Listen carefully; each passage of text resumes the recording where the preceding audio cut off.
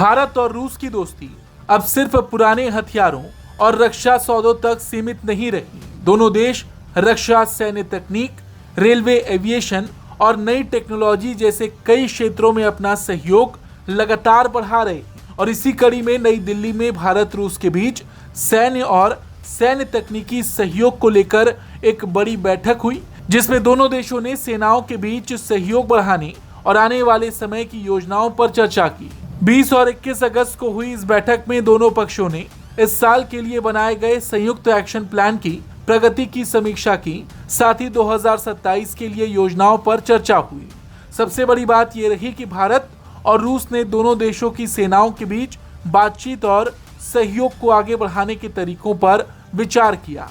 यानी भारत और रूस का रक्षा रिश्ता सिर्फ हथियार खरीदने तक नहीं है। दोनों देश अब सैन्य तकनीक, रक्षा उत्पादन और अपनी सेनाओं के बीच सहयोग को लगातार मजबूत कर रहे हैं। इससे कुछ दिन पहले भी दोनों देशों के बीच रक्षा सहयोग को लेकर एक बैठक हुई थी। 4 से 7 अगस्त के बीच नई दिल्ली में India Russia army land system सब ग्रुप की 5वीं बैठक हुई थी। इसमें दोनों देशों ने रक्षा उद्योग और सैन्य तकनीक के क्षेत्र में आपसी सहयोग बढ़ाने और भरोसे को मजबूत करने पर जोर दिया था।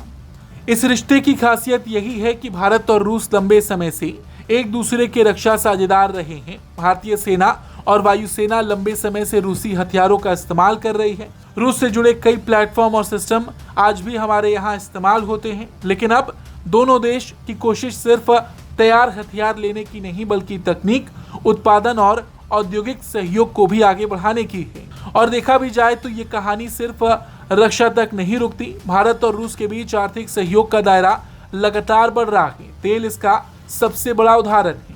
रूस से भारत की ऊर्जा खरीदारी ने दोनों देशों के आर्थिक रिश्तों को नई मजबूती दी है। भारत के लिए रूस ऊर्जा का एक बड़ा स्रोत बना हुआ है, जबकि रूस के लिए भारत एक बड़ा और महत्वपूर्ण बाजार है। यानी एक तरफ रूस से भारत को ऊर्जा मिल रही है, दूसरी तरफ भारत और रूस के बीच रक्षा और औद्योगिक सहयोग भी आगे बढ़ रहा है। 7 अगस्त को हुई बैठक में दोनों देशों ने रेलवे, ड्रोन, एविएशन और महत्वपूर्ण खनिजों जैसे क्षेत्रों में सहयोग बढ़ाने पर चर्चा की थी। रेलवे में infrastructure, Vande Bharat train project और सिग्नलिंग सिस्टम जैसे क्षेत्रों को लेकर बातचीत हुई। इसके अलावा ड्रोन टेक्नोलॉजी, 3D प्रिंटिंग और एविएशन सेक्टर में भी सहयोग की संभावनाओं पर चर्चा हुई। रूस के SJ-100 रीजनल एयरक्राफ्ट के उत्पादन और एरो इंजन से जुड़े सहयोग पर दोनों देशों ने बात की। SJ-100 एक नैरो बॉडी क्षेत्रीय विमान है, जिसमें करीब 103 यात्रियों के बैठने की क्षमता बताई गई है। यानी तस्वीर अब काफी बड़ी है। भारत और रूस का रिश्ता सिर्फ खरीदारी और हथियारों तक सीमित नहीं रह गया। दोनों देश रेलवे से लेकर विमान, ड्रोन से लेकर 3D प्रिंटिंग, रक्षा उत्पादन से लेकर महत्वपूर्ण खनिजों तक के नए क्षेत्रों में सहयोग तलाश रहे हैं। और यही भारत रूस रिश्ते की सबसे बड़ी खासियत है। दुनिया में समीकरण तेजी से बदल रहे हैं, लेकिन भारत अपने पुराने साझेदार रूस के साथ संवाद और सहयोग को बनाए हुए है।